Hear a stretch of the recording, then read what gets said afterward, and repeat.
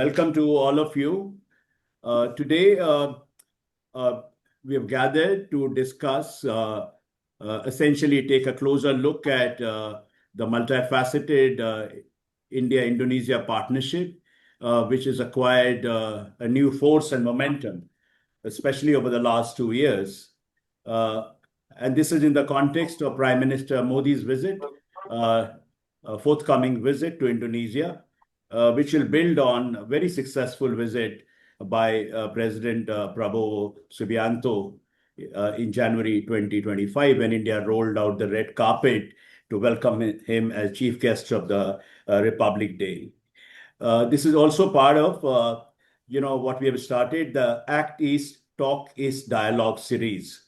And Indonesia being the largest country in ASEAN, and India is a close strategic partner going back to the heyday of the non-aligned movement, Global South solidarity and all that. So this is in a way a very important moment, a defining moment in India-Indonesia relations. We can expect some important outcomes in diverse areas. I will keep my remarks very brief and invite, without much further ado, India's ambassador to Indonesia, Ambassador Sandeep Chakravarti, to give an overview of, in terms of what can be expected in the days to come, especially in the context of Prime Minister Modi's visit to Indonesia. Thank you, Manish, for organizing this event, or whatever you want to call it, a discussion on the forthcoming visit of Prime Minister Modi to Indonesia. And I am very honored to be in a panel with very eminent persons, including former Ambassador to Indonesia, Ambassador Gurjit Singh, then Dr. Satish Mishra, who is established India-Indonesia think tank called Arthashastra Asia, and of course Dr. Johannes Suleiman, who is a IR expert based out of Bandung. One thing which I was thinking myself, that many of us end our lives without creating any institution. But Manish, I see you have three institutions to your credit: the India Rights Network, then the Center for Global Indian Insights, and the India and the World magazine. I think you are quite an institutional builder, and So, hats off to you Thank on you. that. It's very inspiring. I will give you a small brief on what the background and a little bit about what we can expect. And I have to rush for a meeting, and I will explain the meeting also and give it some context, so, and you will understand how that is also important. So, as we know, and Manish mentioned that President Prabowo was chief guest at the Republic Day in 2025 with the Indonesian marching contingent. And I think that visit was very, very significant. It left a lasting impression on him. That has had a very salutary effect on relations between India and Indonesia. And I just recently heard foreign ambassador speaking that earlier in the previous administration, only some countries uh, got all the deals or had access. In the current administration, there are many more players and more access to other countries. I think a spin-off, positive spin-off for India. This is Prime Minister Modi's second bilateral visit to Indonesia after 2018, and his fourth visit to Indonesia, because he came for the India ASEAN Summit in 2023, when I had just joined, and for a brief visit just before G20, and of course he came for the G20 in Bali. And I sincerely hope, and I think every commentator, including Ambassador Singh, who recently wrote an article in Asian Age, believe and that this will give an impetus to the visit, because we may all at our levels try to push the envelope and create opportunities for bilateral engagement. It is only high level visits which give profile and trajectory to a visit, and I think in that sense this is very, very welcome. Also, I believe that in the current geopolitical situation, with the war in Ukraine and the war in Middle East, India and Indonesia talking and developing close ties, I think has an inherent message. It's important for think tankers to ruminate on that. But I personally feel as a practitioner that it has got a lot of significance. The India-Indonesia relationship, you see, we always talk of potential, and but in many countries the base is weak or small. So sometimes it is irrelevant to talk of potential, because where will you start from? But I believe that the work done by my predecessors and others have built a strong base for our relationship. The base is actually quite high. The trade is significant. It's almost 30 billion US dollar. There are investment, there are bilateral investment. It's not only Indian investments in Indonesia. We are now seeing significant Indonesian investment in India.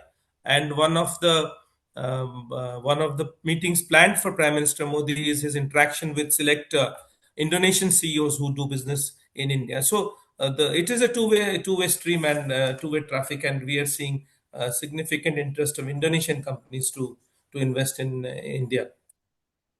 Of course, Indonesia is a strong source or a very reliable source of raw materials for the Indian economy. And as the Indian economy powers on, it will need more raw materials. And Indonesia has proven to be a very reliable source. And recently, I was talking to the CEO of Tata Power, and he was saying that many of our power plants, particularly along the coast, are actually, technically suitable only for Indonesian coal. So there has been a dependency which has been created, and which I think is good for sustainability of the relationship. It's not that tomorrow don't want to buy Indonesian coal, I will go to Australia or some other geography. There is now interdependency between India and Indonesia, and I think it is an important point to highlight that many of our Indian companies, not only in coal but in other areas also, for instance in steel, in palm oil, there are dependencies, and these have to be further strengthened. We are also talking of more supply chain relationships. We are now looking at how we can participate in the downstreaming program of the president, where he wants not to export only raw material but process them in Indonesia. And I think I was discussing with Ambassador Gurjit Singh the day before that India can be a partner of for in Atmanirbhar Indonesia, which is self-reliant Indonesia. It's not that we buy raw material and take it to India. We can actually participate in downstreaming and value addition in Indonesia, and then sell back to India or to the world. And there are many examples where Indian investors have set up shop here, and they have produced for Indonesia, produced for India, and they are now become global player. In fact, one Indian company known as TBS, I think, believes that they are a global company, and their ownership is traced back to India. They are in every right an Indonesian company selling to Africa and to Philippines and many other geographies. I think that's a very sustainable model where Indian companies should look at Indonesia not only for raw materials but to harness the advantages that Indonesia offers to Indian businessmen, including a stable workforce and reasonably priced workforce, access to raw materials, and access to markets, because Indonesia has now a network of FTAs. It is part of RCEP. It is part of the ASEAN trade agreement. It has a favorable trade deal with the US. It is part of Indonesia EU CEPA, the Comprehensive Economic Partnership Agreement, and some more are in the pipeline. So Indian companies can really leverage that.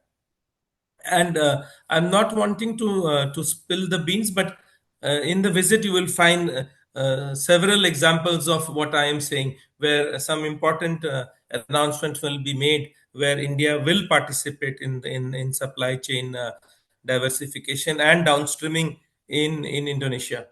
The second point which I want to make is the economic integration and digital integration. That is also happening, and a good example is the work that is going on at breakneck speed on UPI CRIS integration. That I'm not very sure whether we will meet the deadline of the visit, but it will be announced in the coming months. At least That is my hope. So that will again facilitate transactions. A large number of Indian tourists visit Indonesia, and others come to Indonesia. So if we have that integration of our digital payments architectures, that is a positive outcome. If you remember, when President Prabowo had gone to Indonesia, we had signed this MOU on digital cooperation, and we had agreed to promote DPI, digital public infrastructure. You'll be happy to know that Indian companies have built Indonesia's open network for digital commerce. It's an Indonesian-owned company where technology has come from India, but it is going to really be a disruptor and give the platforms, the digital commerce platforms, a run for the money. That will be launched during the visit, and that can become really a game changer where Indian inspired ONDC inspired ION will start taking roots in Indonesia. It is a very packed agenda. He is here for a day and a half. We expect him to have very substantive discussions with President Prabowo. There are several elements of the visit which you will come to know very soon. But before I end, I want to say that I have to rush to meet with the ESDM minister, the energy and mineral resources minister. Thanks to Dr. Mishra in this panel. And but the discussions that I'm going to have with him are threefold. One is an Indian investment in an oil and gas field. Then there is an Indian, supply chain issue with a big Indonesian buyer. They are having some dispute. I'm trying to help resolve them.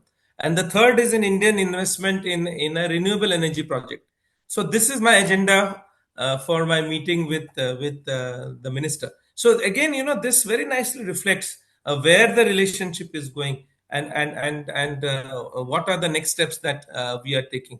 We are also talking about not only coal and fossil fuel based energy or renewable, that is solar and wind, but also nuclear. And we have now initiated discussions with Indonesia on nuclear cooperation, and we may see in the coming months cooperation with Indonesia in that area. So these are the new areas where we are venturing into, and it's a very welcome development that Indonesia has joined BRICS, and we have the BRICS summit later in the year, and President Prabowo will be attending that. So that will give another opportunity for the two leaders to meet and carry forward the agenda that has been discussed during Prime Minister Modi's visit early next month. Thank you very much. Thank you, Sandeep, for that very succinct and broad overview. Just wanted to clean and green is energy to clean and green is the way to go, probably. Also, very briefly, you have been talking to so many people here in the preparation in the run-up to the visit. What is broadly Indonesia's expectation from India, especially from this visit? You see, Indonesia has this policy of bebas dan active, which is free and active. Indonesia is very clear that it doesn't want to put all its eggs in one basket. So there is a very strong push towards diversifying. So as I said in the beginning, a foreign ambassador was telling me, at least in the Prabowo administration, we are finding a wide range of engagement. He has also traveled a lot. He has met a lot of partners. So not only India, a country like Belarus also today has access and an agenda with Indonesia. So I think that is a very healthy policy for countries such as India, where we have always been there, but sometimes we felt that we were missing the bus. But I think the bus is big now, and there is room for everyone to climb onto the bus. Okay, thank you once again. Thank you. And Thank you. we'll let you go. And probably, I hope you can find time to join towards the end if possible. But Thank you. Thank you, Manish. okay, Bye-bye. thank you. Okay, so we come back to our discussion. Let me introduce Ambassador Gurjeet Singh. He is a veteran diplomat. He served as India's ambassador to Indonesia, Germany, Ethiopia, and many others countries. Also, he's a prolific author, and his latest book is The Durian Flavor, India, ASEAN, and the Act East Policy. And before that, The Mango Flavor, India and ASEAN after a decade of the Act East Policy. Uh, Ambassador Singh, you have also written a very illuminating article recently about placing Prime Minister Modi's visit in the context of his larger three-nation tour, which also takes him to Australia and New Zealand. Uh, uh, Maybe in your comments, how do you see this framing of the relationship in the context of the our larger Act East policy? What are the convergences? And as you know, geopolitical fault lines and geopolitical rivalries are sharpening everywhere, especially in this region. And we know what you're talking about. You know what we're talking about. In this context, what is your take on the way forward on the India-Indonesia relations? What are the next steps on the strategic side? Over to you, Thank sir. you, Manish. Yeah. Besides my two recent books on the Act East policy, in 2015, I had written a book on Indonesia. It's called Masala Bumbu. Yes, masala bumbu. Yes. We say the same thing but don't understand each other. That is the masala and bumbu, no? So that problem persists. So I hope that with this visit, our understanding of each other will further go up. And as Ambassador Chakravarti explained, that earlier it was only bilateral and the East Asia Summit. But now there is G20, there's BRICS. There are many more opportunities for India and Indonesia to meet at high levels. So what do we do with all these meetings? And as you said, that there is a churn in the global order, and it is particularly impacting our region. Let's call it the Indo-Pacific region. So the Americans are losing interest. The Chinese are showing more interest than necessary. So between that, India, Indonesia, Australia, Japan all need to find a way to deal with American diminishing interest and aggressive intent of China. So the article that you mentioned that has come out today, my thesis is that we should have an Indo-Pacific plus policy, whereas countries in the region need not assign themselves to Quad or AUKUS, but we must realize that this region needs more attention. And it need not be confined to the South China Sea, because that brings ASEAN countries in direct conflict with China. So while allowing Indonesia the ability to play between China and Indonesia, sorry, China and the US, these countries, Japan, Australia, India, give you an option of a localized Indo-Pacific, which from our point of view is the Act East Policy 2026. Now, what do we expect Indonesia to do? Well, certainly we don't expect them to join big power rivalry, which means keep the Americans out, also keep the Chinese out. Secondly, provide a better level playing field to businesses from India and other countries in their country. I was very happy when Ambassador Chakravarti said today more countries have access. Very good. Very happy to hear that. Thirdly, play more on trilateral and quadrilateral basis. We have seen President Prabowo step out of the ASEAN arch. He is not following only ASEAN policy. He is following ASEAN plus policy. So can the India, Australia, Indonesia trilateral be energized? Can there be a new trilateral between India, Indonesia, and Japan? Or even a more quadrilateral kind of functional arrangement, not security arrangement, between India, Japan, Australia, and Indonesia. That will give recognition to Indonesia's main role in the ASEAN and bring them in level with other partners. Now you see, Philippines is doing something like that, but that is for security reasons. I think Indonesia and we can cooperate for functional, welfare, global South reasons. Second point, I think that Indonesia and India must go back to the Bandung spirit. Not go back to Bandung where Professor Johannes is, but go back to the spirit, which means look at each other as global South partners. Indonesia should not weigh India like it does the UAE or Russia or Japan. And India should not view Indonesia as Japan or Australia. We know what we are, so we need to play the game better together. And in this, the more we engage our young people, our tourists, our institutions in think tanks, universities, I think that is our weak point. And we must work on that to create this engagement. Thank you. Thank you. Thank you, Mazhar Singh, for that very incisive analysis. And you're very right about bridging this gap, people's gap, knowledge, information deficit that continues to be large despite our relationship acquiring a renewed momentum. We'll come back to some of these issues which you have flagged off in your remarks. Now, I turn to Dr. Satish Mishra. Dr. Mishra has a very impressive resume. He's an economist by training, a strategic thinker by experience, a political commentator. He has worked with a diverse set of organizations, including USAID, OECD, UNDP in Indonesia. So I won't go too many details in that because, and most importantly, of course, in his current capacity, is founder and executive director, Arthasastra Institute, which is based in Bali.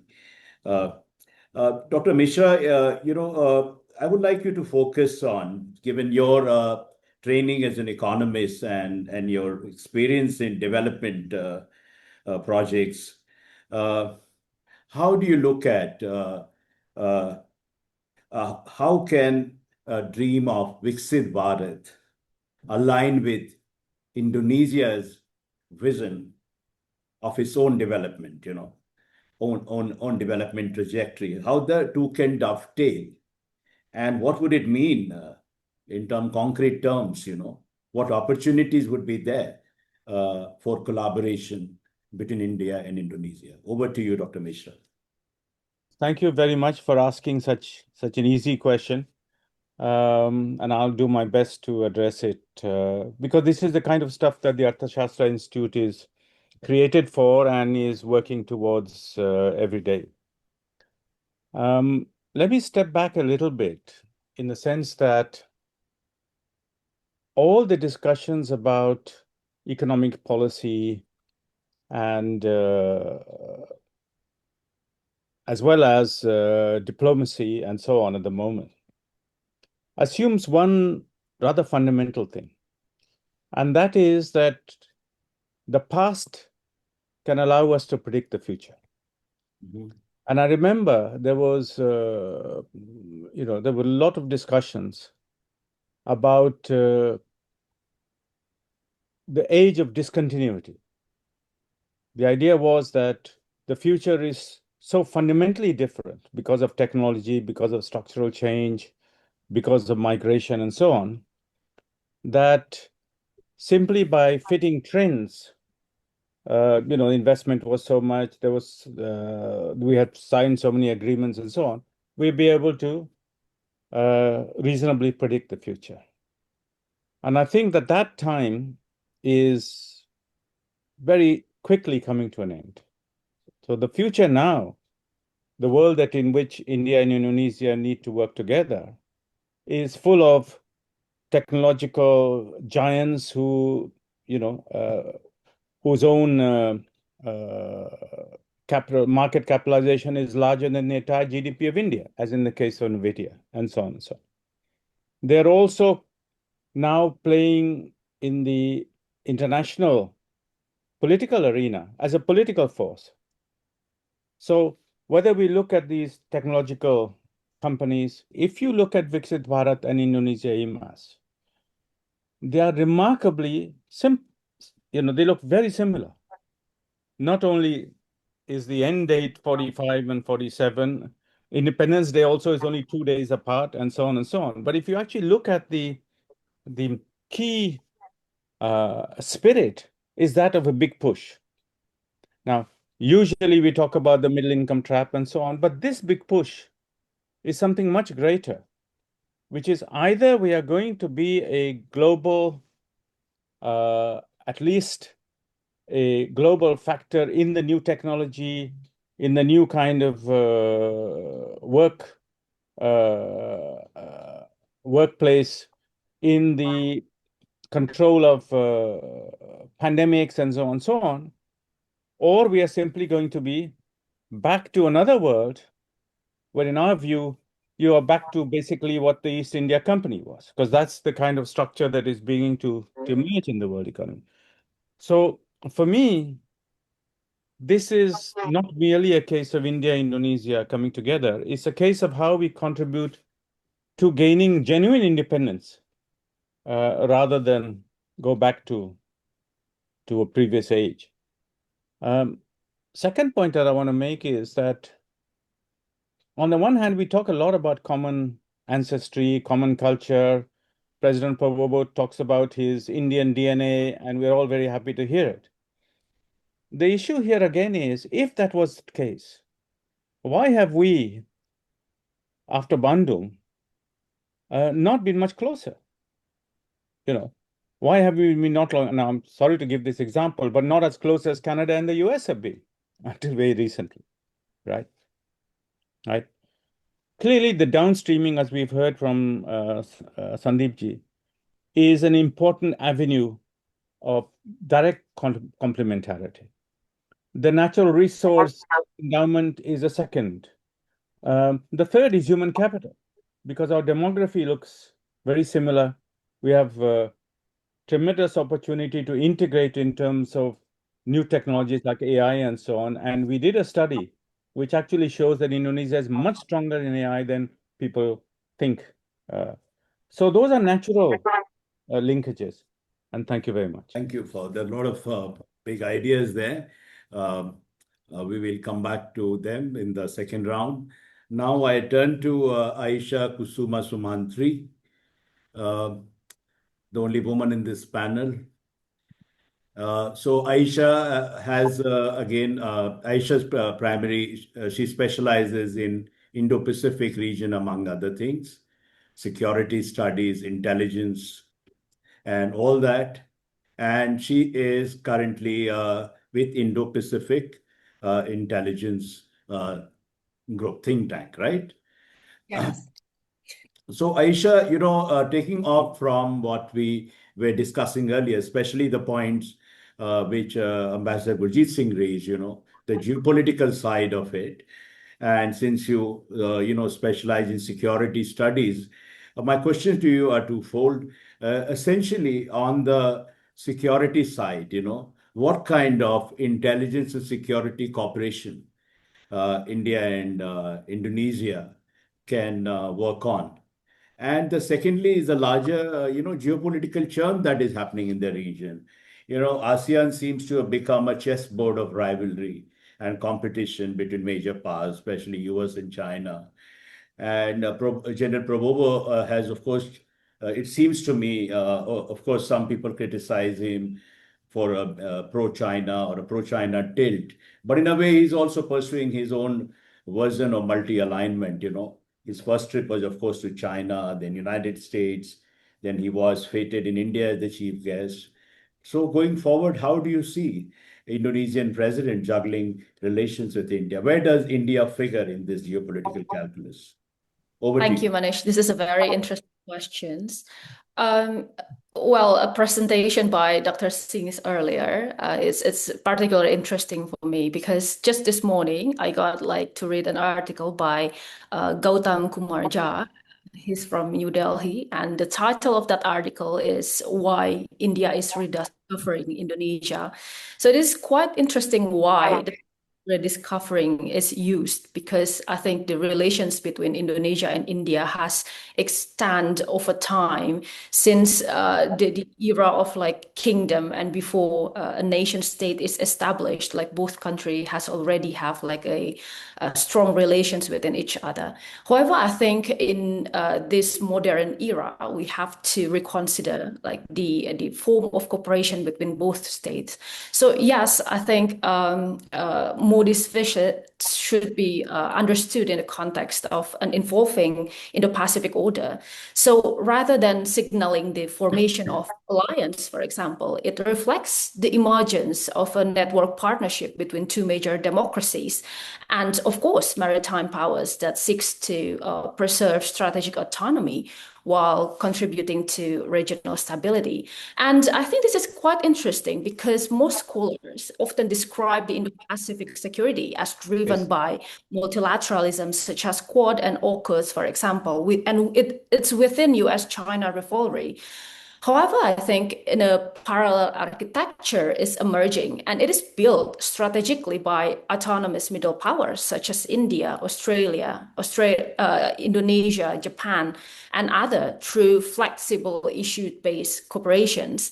And this architecture, if we see and we scrutinize it, it has like several distinctive features. First, there is no mutual defense obligations and no bloc politics, functional cooperations, for example, in terms of maritime, HADR, cyber, logistics, as well as strategic autonomy that is preserved, inclusive, and then rather inclusive rather than exclusive. So in these cooperations, I think Modi's visit is significant because it reinforced a network model of security rather than alliance model. And this shift the focus away from the familiar narrative of balancing China and instead ask a more interesting questions here. Can India and Indonesia jointly shape the regional security order without becoming part of the competing great power blocs? And this is quite interesting. That question is particularly timely because I think both countries have long tradition of strategic autonomy. India, for example, through its doctrine of autonomy or multi-alignment, and Indonesia through Bebas Aktif. And India has increasingly positioned itself as voice for the global South, while Indonesia has also historically played a similar role through, for example, ASEAN, Bandung Conference, legacy, and then the non-aligned movement. And I think the cooperation therefore, it's extend beyond bilateral relations, and it is acting as a strengthening influence of emerging economies in shaping the global governments. If they can translate those principles into practical cooperations in maritime security, for example, defense collaborations, intelligence sharing, and many more, I think they might help define a distinctly global South approach to Indo-Pacific security. One that seeks stability through partnership rather than alliance, and resilience through diversification rather than dependence. So in some sort of sense, this broader strategic vision is often overshadowed by discussion on bilateral agreements. Yet, however, it may prove to be the visit's more enduring legacy between Modi and Prabowo. So I think for Indonesia, closer ties with India will help diversify its strategic partnership and reduce over dependence on any single major power, as well as reinforce its as a maritime fulcrum, and then it's linking Indian and Pacific oceans. And for India, I think Indonesia can be considered an indispensable partner for sustaining its policy and maintaining a stable maritime environment from the Eastern Indian Ocean to Southeast Asia. So that's all for me. Thank you. Thank you, Aisha. Now we move on to Johan Suleiman, professor. He's associate professor in the Department of International Relations at Universitas Jenderal Ahmad Yani, Indonesia. He holds a PhD in political science from Ohio State University. He's written books and spoken on a diverse range of subjects, geopolitical subjects. Professor Suleiman, there is a perception that, despite having so many commonalities and even shared interest, the two sides are not doing enough to enhance this dialogue on, geopolitics, foreign policy, and also perception that India is mostly focused on South Asia and not so much on Southeast Asia, and the other way around, that Indonesia focuses more on Southeast Asia, ASEAN, and all that. What is the way to build this bridge? How can we know each other better in terms of foreign policy priorities, strategic priorities? Thank you very much for for the opportunity to talk and also your invitation to join this esteemed colleague in the esteemed panel. I really appreciate it. Well, the one of the biggest problem of being the last speaker is that all the people before me has already given lots and lots of great insights, great inputs, like from Ambassador Gujrit, and then from Ambassador Sandep, who already left unfortunately, and from Aisha, like everybody already made lots of great points. So it's kind of hard actually being the last person here. But at the same time, I think I'm going to try to bring my insight here. I think sometimes what's really important here is the fact that we just don't see each other as a key player in our region. What do I mean by that? I mean, just take the idea of the so-called Indo-Pacific. I mean, if you think about Indo-Pacific, then you will immediately see India in the west and Japan in the east. And yeah, it is actually something like why nobody has ever thought about it before. But because if you look at what Indonesian and India think, like India looks in itself in the term of the South Asia, while Indonesia looks itself in the term of Southeast Asia, it's kind of creating blind spot. Like we are neighbors, India, Indonesia neighbors, and we already been discussed earlier. Like there's lots and lots of Indian culture here in Indonesia. You can see in Borobudur, you can see in Parambanan, you can see in other other relics, even shadow papas thing. There's like lots of Indian flavor, but somehow people just don't think of Indonesia economy as kind of like connected to India, or Indian politics connected, or Indonesian politics connected to India, and reverse. If I ask and being asked about what's our priority, we look north. We look to Singapore, we look to Malaysia, we look to China, Japan, South Korea, not because we don't think India as a great player, no. Unfortunately, it's because it is unthinkable. Because we have been stuck with this entire map of ASEAN since 1960s. Our economy is mostly connected with China. We have lots of our biggest economy, biggest economic relation there. Even Australia down south, our neighbors, has been complaining a lot that we just ignored them. So both Australia and India actually surprisingly have the same problem here. Unfortunately, Australia and India are unthinkable, not really in the mind.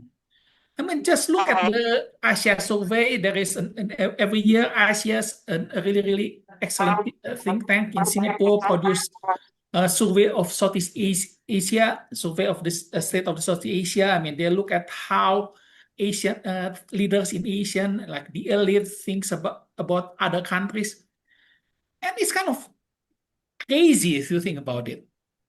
India and Australia, which is supposed to be like next door, which is supposed to be like the best partner, only receive like very low in the rank.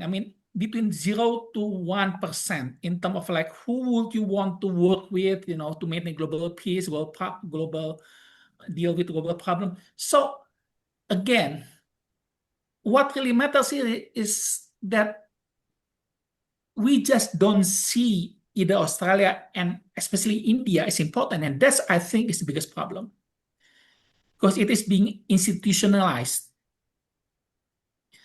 So I don't want to be like overly theoretical here. I think that's one of the biggest weaknesses because I'm an academic, so I tend to think about it in terms of theory. But I think first, India needs to show itself more.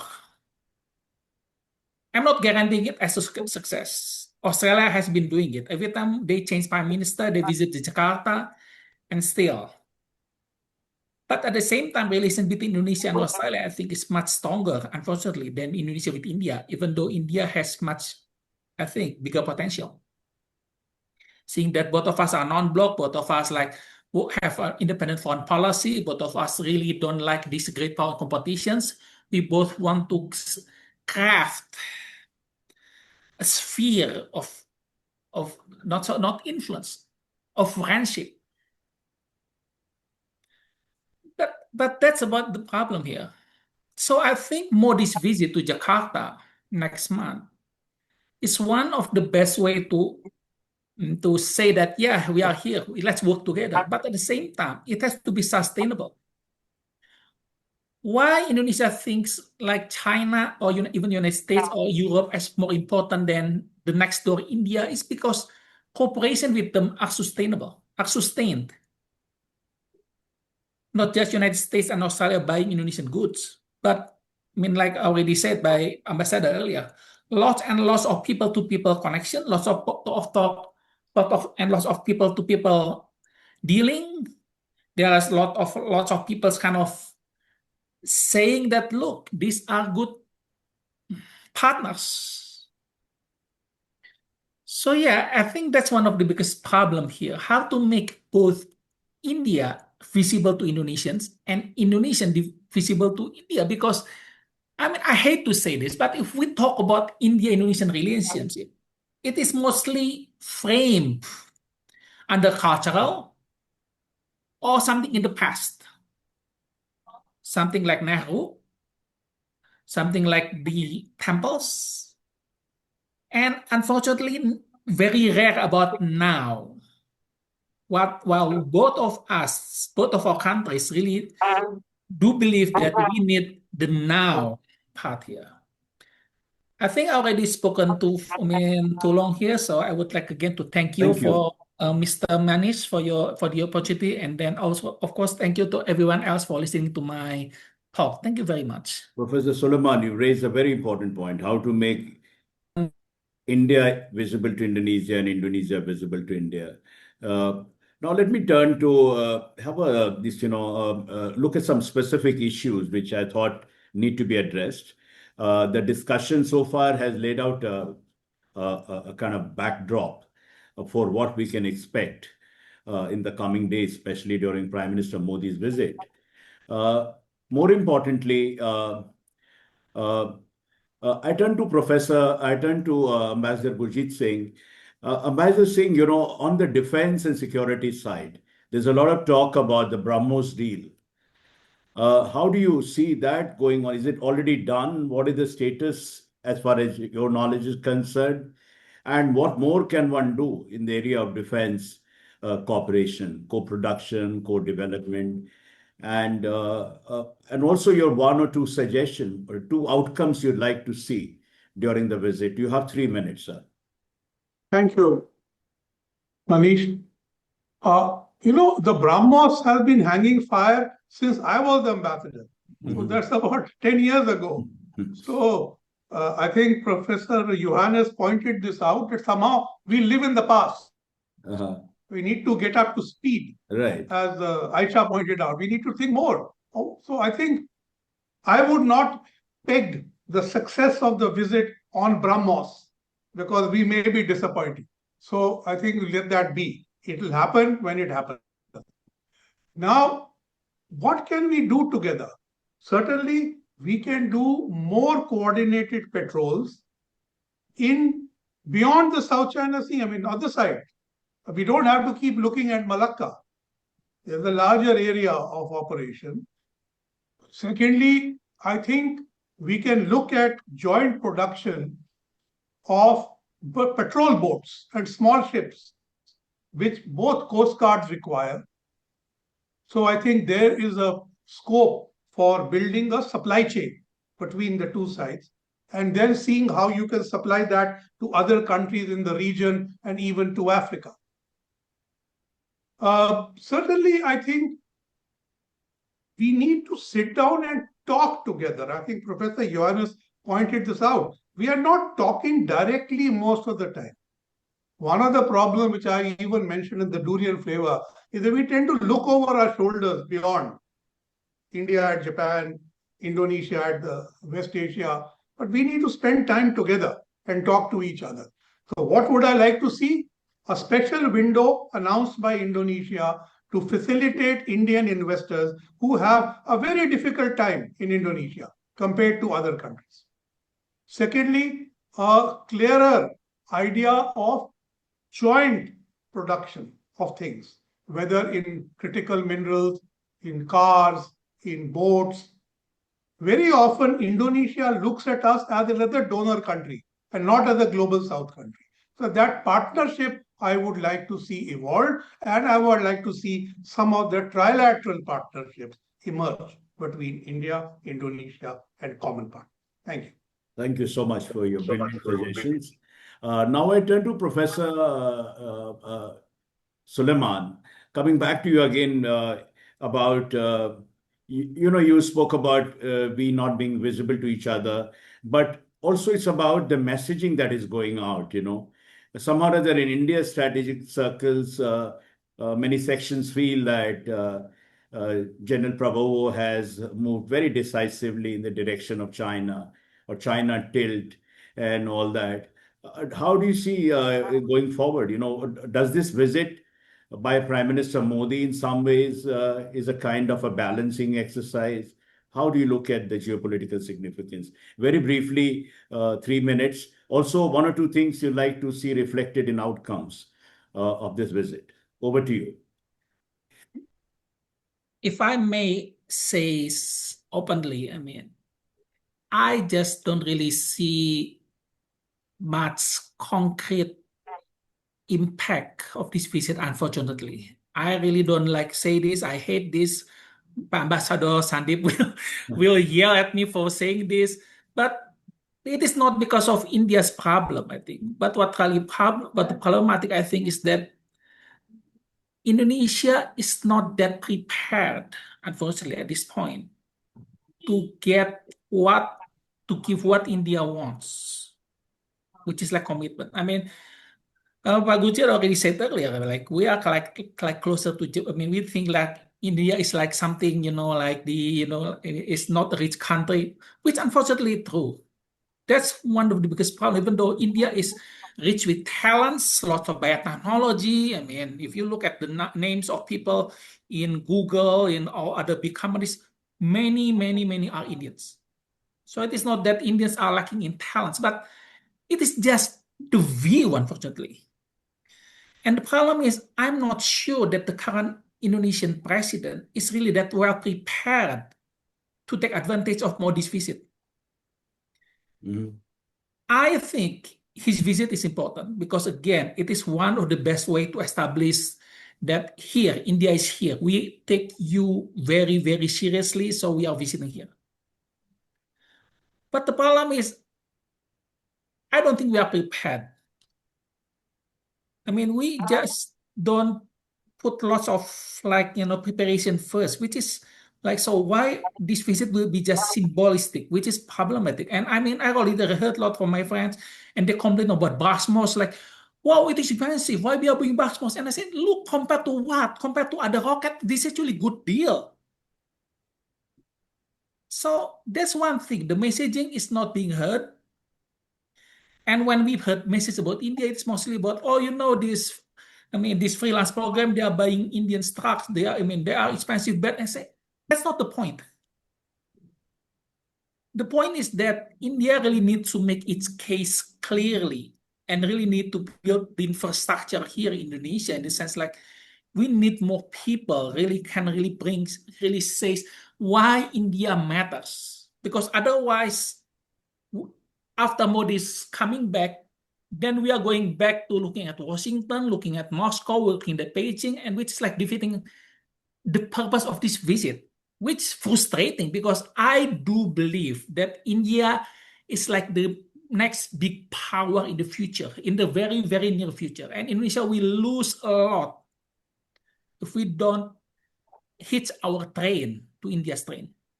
It is not that, we have to join military, we have to balance. No.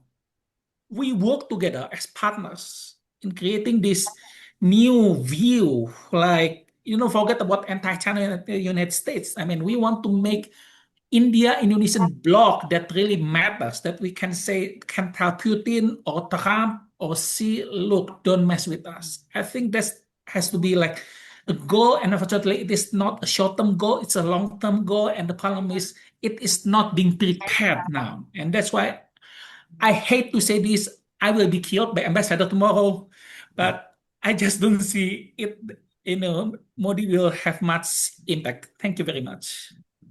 Thank you. I mean, you have struck a slightly skeptical tone, but yeah, you also speak about, that how India needs to take, how Indonesia needs to take India more seriously as an emerging power. Aisha, address that question. What is the perception among strategic circles in Indonesia? Is India seen as a next big thing on the horizon, which in Indonesia ought to be paying more attention to or investing more in? Uh, and one or two suggestions you will like to see reflected in outcomes. Over to you. Yeah, thank you, Manish. I think this is important because I think when you talk about Indo-Pacific, many people in Indonesia will think that the Indo part in Indo-Pacific stands for Indonesia and not India. And that's actually quite interesting to see how such a neighboring state have like so little knowledge about each other. So I think I can relate to what Dr. Salaiman just said. But I think, yeah, historically, I think India and Indonesia's defense ties has always been cordial, right? But it's always been relatively modest. And today, I think the relationship should evolve from dialogue, capacity building to operational cooperations. So yeah, taken together, I think the visit underscores a gradual shift toward a more resilience, for example, through cooperation in maritime, intelligence sharing, probably supply chain, and we can see that the multiple region architecture it's quite interesting because India and Indonesia both committed to actually become an active part of it without sacrificing their independence in foreign policy. So I think this convergence is likely to become increasingly important as a geopolitical competition is intensified and as both countries seek to shape an Indo-Pacific that is open and inclusive. And I think there are several ways in which this can be implemented. First, I think Indonesia and India each possesses only a partial picture of maritime activity in the Eastern Indian Ocean, and neither can actually independently monitor the entire region, stretching from the Arabian Sea to the Western Pacific. And I think the strategic objective should not be joint patrols alone, like what we do currently, but shared institutional awareness, including information sharing and intelligence exchange. This is something that we are lacking all this time. And rather than broad intelligence sharing agreement, I think cooperation should focus on annual intelligence dialogue involving defense, maritime, and law enforcement agency, as well as secure channels for exchanging maritime intelligence. And we can see that we also need like cooperation in many more areas. Additionally, I think to some extent, Indonesia has traditionally purchased defense equipment from multiple suppliers. And yeah, of course, we have been talking about purchasing the BrahMos missile. And India has increasingly positioned itself as a producer and exporter for indigenous defense technology. And this opportunity lies not in the straightforward procurement, but in co-development and industrial collaborations. I think this is quite important because this has been rarely talked about between Indonesia and India. And lastly, I think this is an area that received little attention, but could become a defining feature of the relationship between both countries. So I think rather than framing cooperations primarily in military terms, so India and Indonesia could actually jointly lead an Indian Ocean Resilience Partnership. It is centered on protecting the infrastructure that underpins regional prosperity. For example, we talk about like the resilience of submarine communication cable, security of offshore energy installations, port cybersecurity, and many more. So there are lots of things to explore between Indonesia and India, and I hope hope, while Professor Sulaiman is quite skeptical, and I truly understand why, where the skepticism came from, but I do hope that lots of area could be talked about during this visit, and it could mark something new for Indonesia and India, and it become a stepping stone for future larger corporations. Now, let me turn to the economists in the panel.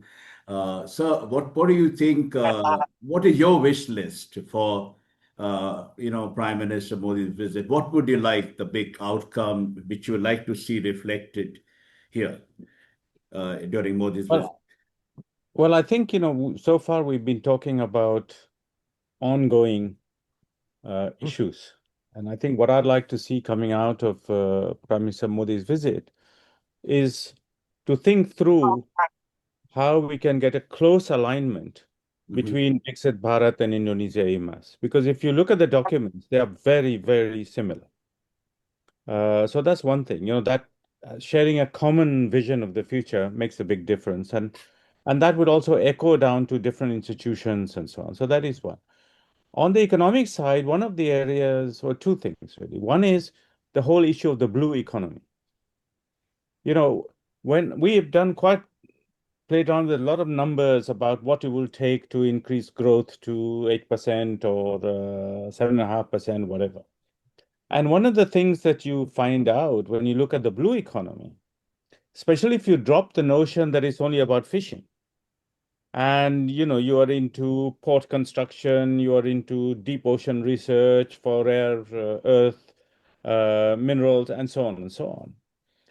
What we estimated was that it could probably get close to 1.5% increase in growth rate from the blue economy. And it's a bit like, the push westwards from the east of the United States, because it's all virgin territory in a way. And so I think we need to look at those numbers very carefully. And again, both India and Indonesia have set up a pretty ambitious kind of program for the blue economy. And in fact, recently, this was published initially by Bapanas, but recently there is an enormous 650 odd page report by the ADC,